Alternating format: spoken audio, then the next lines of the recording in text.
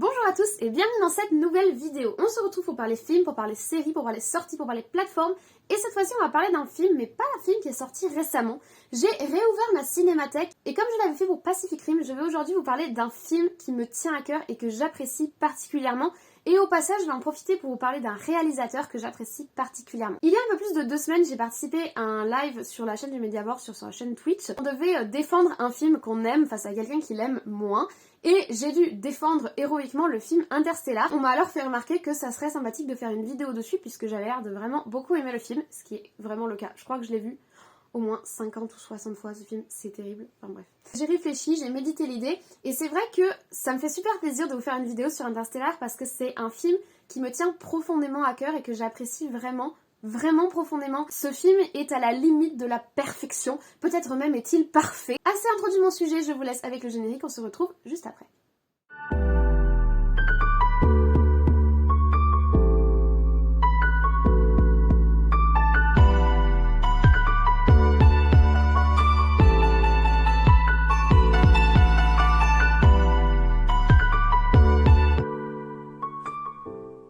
Alors, Interstellar est un film de 2h49, oui, je sais, qui est sorti le 5 novembre 2014. C'est un film de type science-fiction, aventure et surtout un film de Christopher Nolan. Il faut savoir que Christopher Nolan est un de mes réalisateurs favoris. J'aime tout ce qu'il a fait, quasiment de façon égale, bon, évidemment avec un petit favoritisme pour Interstellar, vous vous en doutez, mais j'aime énormément ce qu'il a fait. Son premier film connu, on va dire, puisqu'avant il a fait quelques petits courts-métrages, etc. Mais à 28 ans, en 1998, Christopher Nolan a sorti le film Following, qui avec un très petit budget a créé un film avec une énorme tension et en plus qui est extrêmement intéressant. Si vous ne l'avez pas vu, je vous le recommande, parce que c'est pas son plus connu. Ensuite, en 2000, il a sorti un monument qui est Memento, un film torturé et extrêmement intéressant avec une vraie réflexion sur la identité, la mémoire et d'une certaine façon une autre vision de la réalité puisque le film a la particularité d'être monté à l'envers. C'est un film très particulier mais vraiment extrêmement intéressant. Pareil, si vous ne l'avez pas vu, je vous le recommande. En 2002, il a sorti le film Insomnia, excellent également même si je l'aime un peu moins que les autres. En 2005, il a débuté la magnifique trilogie Batman, dont je vous ai déjà parlé dans ma vidéo sur Batman au cinéma. En parallèle du premier Batman, et qui sortira un an plus tard, il a tourné Le Prestige, qui est génial, un film avec énormément de tension. Également, si vous ne l'avez pas vu, regardez-le. De toute façon, tous les films de Nolan, voyez-les, ils sont géniaux. En 2010 sortira un film Tournant, qui est, je pense, l'un des films les plus marquants de ces dernières décennies. Un film vraiment... Souvent, on dit que les réalisateurs aujourd'hui ont moins d'imagination, qui sont moins performants. Et moi, je suis désolée, à chaque fois, j'oppose Inception. Inception, il est sorti en 2010, mais tout le monde connaît ce film. C'est devenu une expression, c'est-à-dire pour dire qu'un truc est mindfuck, on dit bon, c'est Inception quoi. Imposé dans la culture populaire, tout le monde a vu ou entendu parler de ce film sans l'avoir réellement compris pour la plupart des gens. J'ai pas la prétention de dire que j'ai 100% compris Inception, mais c'est un film torturé d'une énorme complexité et pourtant c'est un incroyable succès au box-office. Ce film, c'est vraiment quelque chose. C'est un monument quoi. Ensuite, après Inception, en 2014, il va sortir le film qui nous intéresse, qui est Interstellar. Il y a 2 ans, en 2021, il a sorti Tenet, que j'ai également beaucoup aimé. Et là, en ce moment, il planche sur un nouveau projet qui est censé sortir en 2023. C'est un film sur Oppenheimer. Donc, Oppenheimer, c'est la personne qui a inventé la bombe atomique. Et ça, je pense que ça va être très intéressant parce que, vu comme ça, on se dit, bon, ça va être un biopic, mais connaissant Nolan, ce ne sera pas que un biopic. Ça ira plus loin que ça, puisque Nolan essaye toujours de mettre des thématiques qui vont au-delà de tout, c'est-à-dire il est quasiment métaphysique, on va en parler, enfin il a des thématiques centrales dans son œuvre et je pense que c'est quelque chose qu'on retrouvera avec Oppenheimer puisque quand on parle de quelqu'un qui a inventé quelque chose comme la bombe atomique, ce que cette bombe représente aujourd'hui, il y a forcément une réflexion sur l'humanité, son avenir, etc., sur le progrès. J'ai vraiment très hâte de voir ce film, ça m'intéresse énormément et puis Oppenheimer est un personnage historique que je trouve assez fascinant. Donc j'ai très hâte de la sortie de ce film. Sur quasiment tous ses films, Christopher Nolan, il travaille avec son frère Jonathan Nolan. Jonathan Nolan, il a ses propres projets, alors il est scénariste lui, mais il a ses propres projets. Il est notamment à l'origine de la série Westworld et de la série Person of Interest. Mais Jonathan Nolan et Christopher Nolan travaillent très souvent ensemble. Je pense qu'ils ont une certaine connexion en tant que frères, déjà c'est évident. Alors comme je vous l'ai dit, Christopher Nolan, c'est vraiment des thématiques phares et centrales dans toute sa filmographie. Il ajoute toujours à tous ses films une dimension vraiment réflexive et profonde, sociologique, presque métaphysique à sa démarche. C'est-à-dire qu'il ne te raconte pas seulement une histoire. Il te fait réfléchir et il essaye de pousser l'humanité dans ses retranchements. À la fois, il a une vraie tendresse pour l'humanité, je pense, et je trouve qu'il a un très beau regard porté sur les êtres humains, très imparfaits. Il nous les montre vraiment très imparfaits, même certains dans leur plus pure cruauté, mais il a un beau regard sur l'humanité. C'est tendre en fait, tout en étant conscient de ses failles et de ses nombreuses erreurs.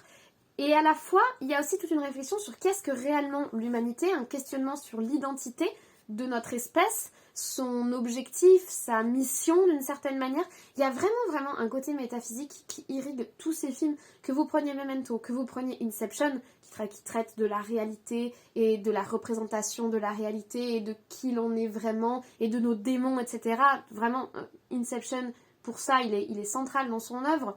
Mais même un film comme Memento, où il va pousser la quête de sens jusqu'à la perte de la mémoire. Or, la mémoire, c'est ce qui fait de nous des êtres humains, puisque c'est en faisant des erreurs qu'on apprend, et c'est en transmettant ce qu'on a appris que l'humanité en est arrivée jusqu'où elle est maintenant. Et le fait d'aller jusqu'au fond du sujet et de traiter de la mémoire, c'est super fascinant, et il y a vraiment des trucs hyper intéressants à traiter là-dessus. Dans Tenet, il traite notre rapport à la temporalité et notre regard sur la réalité, puisque la réalité est-elle absolue, ou la réalité est-elle différente en fonction de la façon dont on l'observe et en fonction de si on l'observe du passé ou du futur. C'est aussi extrêmement intéressant. Enfin, il y a vraiment énormément de réflexions, énormément de messages dans ces films, sans être des films ultra pompeux. Ce sont généralement des films très complexes, il est vrai, avec beaucoup de couches de lecture, mais ce sont aussi des films qu'on peut simplement voir par divertissement. Et ça passe quand même. Et ça, c'est dans le génie de Nolan, c'est-à-dire qu'il arrive à la fois à faire du divertissement ultra grand public, hein. Ces films sont des succès incroyables au box-office, parce que effets visuels incroyables, parce que la façon dont il utilise les effets spéciaux, il l'a dit lui-même, il dit « je fais du réalisme en faisant plus que du réalisme », ce qui est hyper intéressant, et c'est encore un petit peu métaphysique, hein, clairement. La façon dont il utilise les effets spéciaux, dans la façon dont il utilise le montage, l'image, t'as l'impression que tout est ultra pensé, mais à la fois, c'est d'une fluidité et d'un naturel. Ces films s'adressent autant à une personne qui va juste les voir pour se changer les idées, emportée par la BO, emportée par les histoires qui sont toujours très bien écrites avec des personnages profonds et attachants, et également des films avec une vraie portée réflexive et avec un vrai message, voire même plusieurs vrais messages, voire même des couches de messages. Donc vraiment, il y a un génie dans le cinéma de Nolan qui est dans cette volonté de s'adresser à la fois à tout le monde et à la fois avec une énorme complexité derrière une fois que tu te mets à réfléchir et à essayer d'analyser le film. Nolan, il est tellement connu qu'il pourrait simplement être une marque qu'on collerait sur un film, les gens iraient voir. Mais lui, il s'arrête pas à ça, lui, il est vraiment là pour apporter quelque chose, et il y a vraiment une réflexion critique sur lui, ce qu'il apporte en tant que réalisateur au monde, à lui-même, mais aussi au monde, et je respecte énormément sa démarche pour ça, parce que ce serait tellement plus simple pour lui de juste produire tout et n'importe quoi, hein. Il pourrait se le permettre, et il serait extrêmement bien payé pour ça, mais c'est pas ce qu'il cherche, et je trouve ça extrêmement respectable. Ce qui est intéressant à savoir par rapport au film Interstellar, on va se concentrer sur Interstellar, c'est que ce n'est pas Christopher Nolan qui est à l'origine du projet. Le projet, alors, à la base, il y avait son frère Jonathan Nolan qui était scénariste sur le projet. Le projet était confié à Spielberg en tant que réalisateur, et il était porté, les deux personnes qui étaient à l'initiative du projet, c'était Linda Hobbs et Kip Thorne, qui est physicien, qui souhaitait mettre à l'image un film qui représente l'espace de façon le plus réaliste possible. Alors évidemment, le réalisme absolu n'est pas atteignable, mais en gros, qui souhaitait apporter un regard qui respectait le mieux possible les règles de la physique et les règles de fonctionnement de l'espace que l'on comprend pour le moment. On ne comprend pas tout, évidemment, parce qu'ils en avaient un petit peu marre, on va dire, de tous ces films où il y a du bruit dans l'espace. Comme vous le savez, je déteste les films où il y a du bruit dans l'espace. On avait un petit peu marre de tous ces films qui donnent une image fausse de ce que peut être le voyage spatial et de ce que peut être l'espace qui nous entoure. Et c'est ces gens-là qui sont à l'initiative du projet Interstellar à la base. Ils avaient choisi Spielberg comme réalisateur, finalement, il avait un autre projet au même moment. Et Jonathan Nolan a alors proposé le projet à son frère Christopher. Christopher s'est emparé du projet.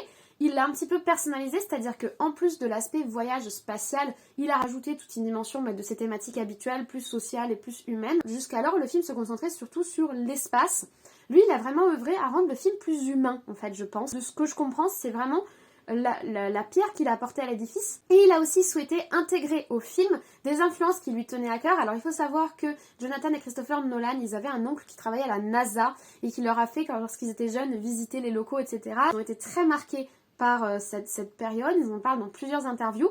Et également, ce sont des grands fans de Star Wars, donc Christopher Nolan a souhaité qu'il y ait des références, alors pas explicites et directes, on n'a pas des sabres laser au milieu, mais qu'il y ait des références visuelles dans la construction du film à Star Wars, mais aussi à 2001, l'Odyssée de l'espace, qui est un petit peu l'arrière-grand-père de Interstellar. En tout cas, pour moi, Interstellar, ça va être l'héritier de 2001. Mais je sais que je vais me faire des ennemis si je dis ça, mais je le pense quand même. Hein. Des références à 2001, l'Odyssée de l'espace. C'est très intéressant de voir que Christopher Nolan va piocher ses références là où il en a besoin, que ce soit dans son enfance ou dans d'autres réalisateurs qui inspirent.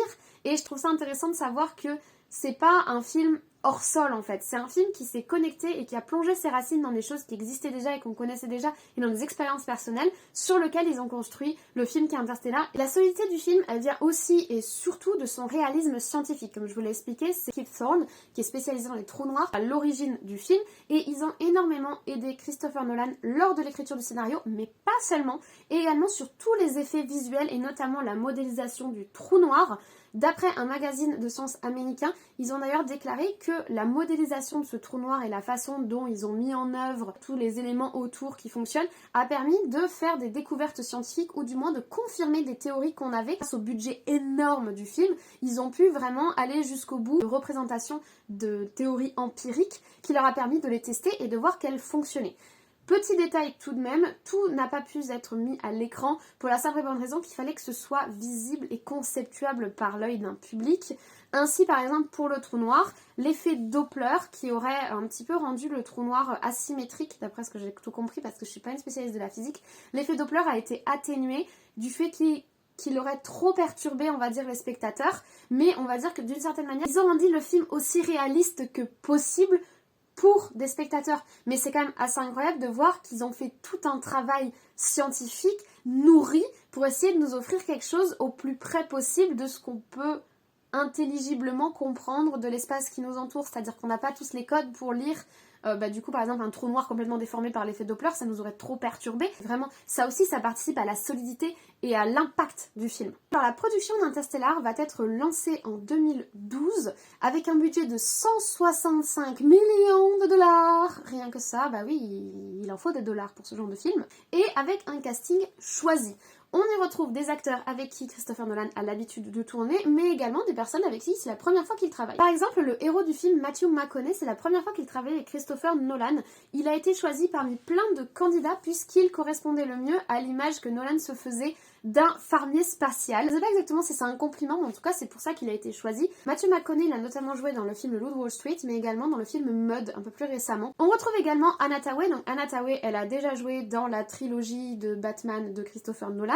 Aux côtés d'Anna Thaoué, on retrouve Jessica Chastain. Elle a notamment joué dans Seul sur Mars, donc un autre film de science-fiction très connu, mais aussi dans Crimson Peak, ou encore X-Men Dark Phoenix plus récemment. Dark Phoenix j'ai pas aimé, mais dans Crimson Peak elle est très sympa et c'est un film qui est très sympa d'ailleurs, c'est un Del Toro, si vous ne l'avez jamais vu je vous le recommande. Elle a d'ailleurs retrouvé à l'affiche Matt Damon qui a également joué dans Seul sur Mars, c'est le héros de Seul sur Mars, donc on voit qu'il y a une espèce de petit cycle de la vie pour Matt Damon et Jessica Chastain qui finissent tout le temps par se perdre dans l'espace et par se retrouver en galère dans l'espace, clairement.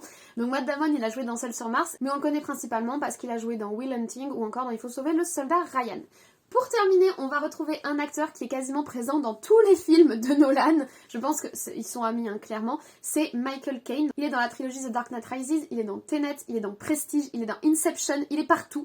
Et ce qui est assez drôle, c'est que Christopher Nolan était fan de Michael Caine avant de devenir un grand réalisateur, puisque Michael Caine joue dans le film L'homme qui voulut être roi, qui est un des films favoris de Christopher Nolan, et je trouve l'anecdote assez sympa.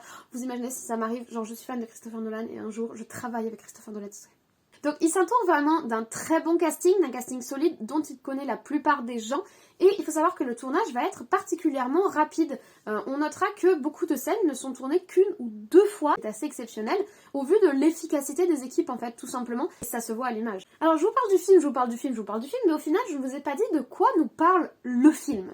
Nous sommes en 2067, la Terre est en train de mourir, littéralement, c'est-à-dire qu'elle a été trop exploitée, les sécheresses sont de plus en plus importantes, la plupart des terres cultivables sont surexploitées pour essayer de nourrir la population, mais c'est vraiment la galère. On est vraiment sur un scénario apocalyptique de ce qui pourrait nous attendre aujourd'hui, mais terriblement réaliste, malheureusement. Presque à la The Road, je sais pas si vous voyez, dans la catégorie film catastrophique, réaliste, qui te met mal à l'aise tellement tu te dis que notre avenir pourrait ressembler à ça. Voilà, il y a The Road et le début d'Interstellar pour moi. Pour essayer de vraiment mobiliser toutes les forces de la population en mode survie, quoi, clairement.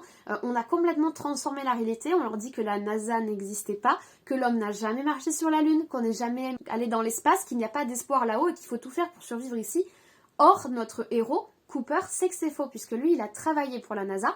Et ça le met en rogne de voir que sa fille Murphy apprend des mensonges à l'école et que lui, qui était un grand pilote de la NASA, se retrouve là à devoir cultiver des terres et à être dans une survie totale. Or, dans la chambre de sa fille Murphy, il y a ce qu'elle appelle un fantôme, c'est-à-dire une espèce d'anomalie étrange.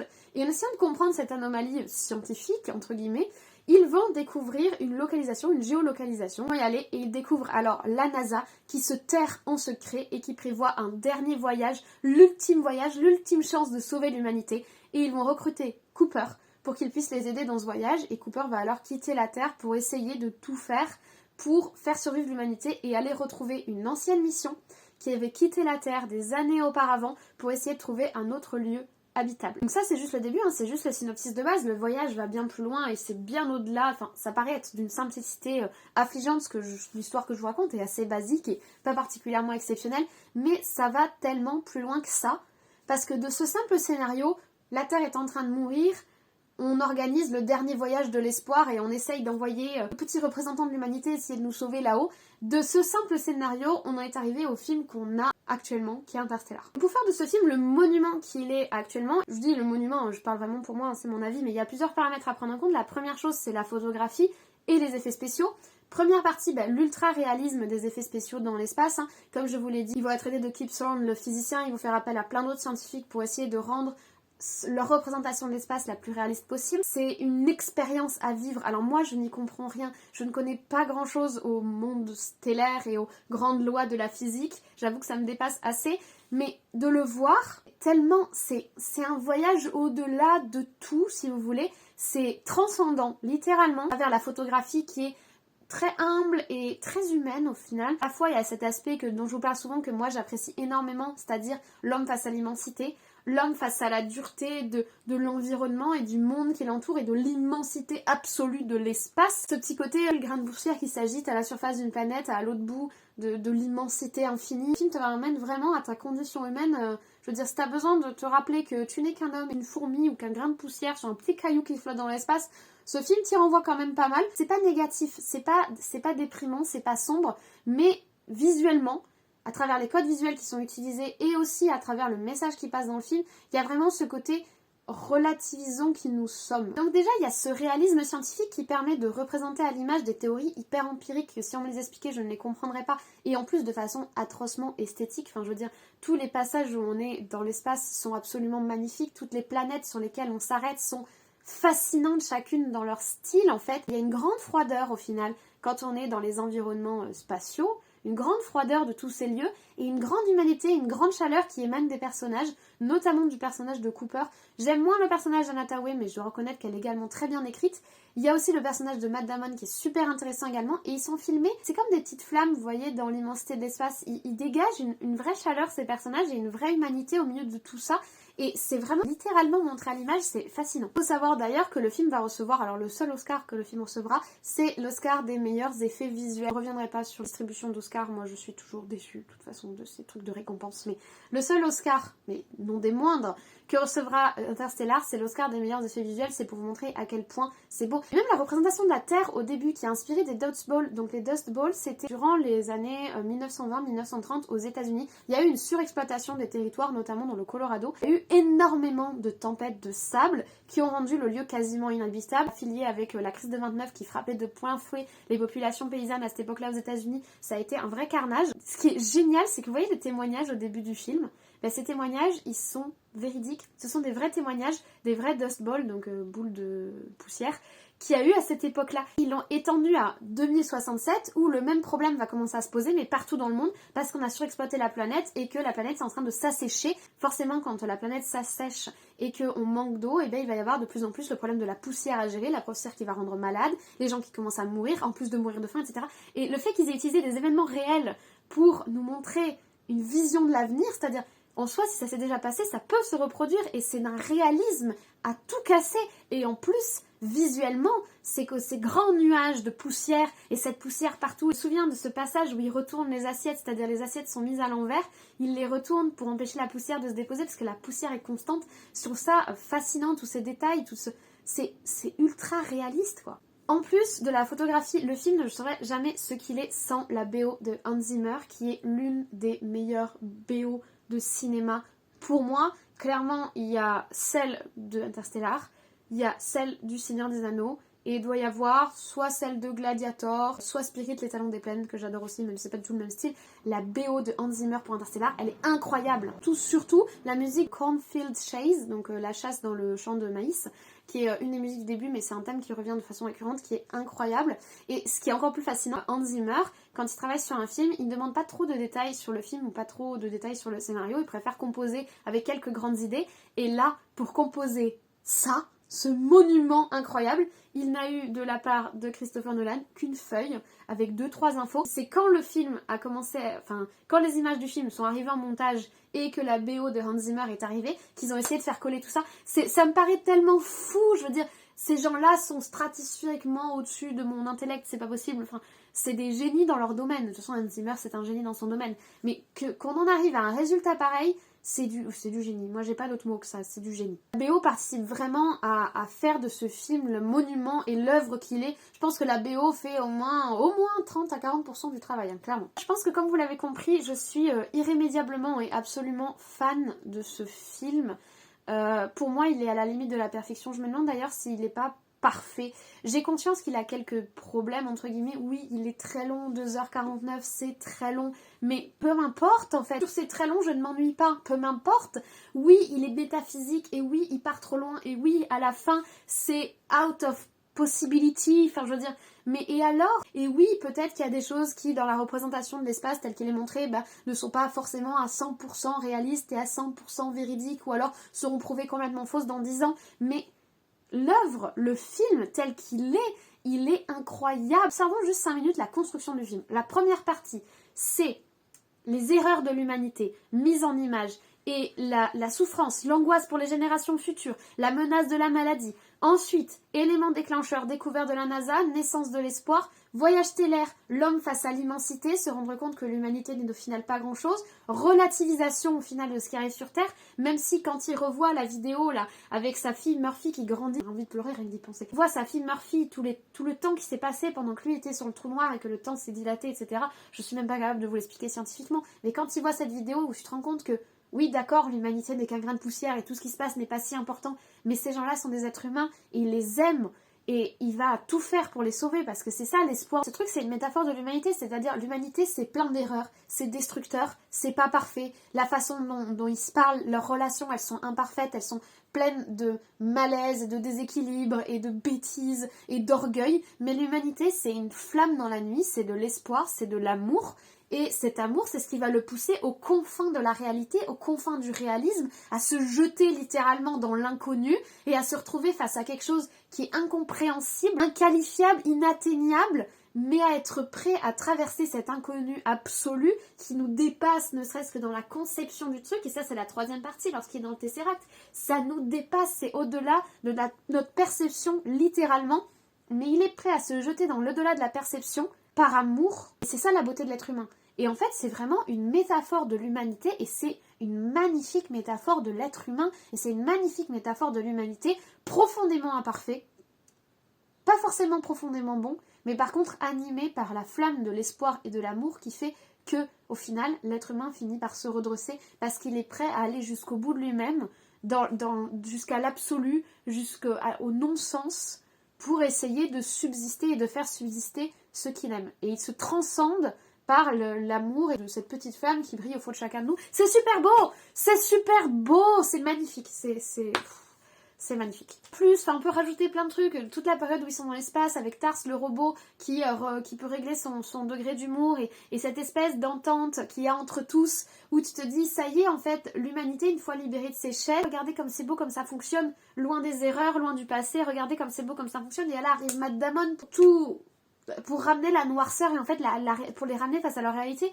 Pendant qu'ils font le voyage, ils vivent un rêve et on les ramène encore une fois à la réalité, on les ramène à la souffrance, on les ramène aussi à se souvenir de leur famille et ce qu'ils ont laissé derrière eux. C'est divinement mené, il y a tellement de possibilités de lecture. Je pleure comme une madeleine dans ce film parce que tout est hyper touchant.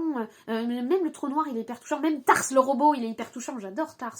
C'est ma passion ce robot. Voilà toutes les raisons qui font que j'adore Interstellar et que pour moi c'est un film qui a quasiment atteint le stade de la perfection. C'est un 20 sur 20. Oui, si on se pose autour d'une table, on lui trouvera des défauts. Oui, bien sûr. Mais c'est aussi ça qui fait que c'est la présentation de l'humanité, puisque l'humanité est pleine de défauts. Pour moi, de tous les films de Christopher Nolan, celui qui a le plus beau message et le message le plus empreint d'espoir au final, puisqu'il y a beaucoup de films qui sont assez sombres, c'est Interstellar. Nolan est quelqu'un qui voit souvent le verre à moitié plein. Mais là, il voit le verre à moitié plein et il se dit changeons de perspective. Ce film me parle dans le sens où il est à la fois extrêmement cynique, extrêmement noir sur ce qui nous attend et à la fois plein d'espoir et je trouve ça très très beau.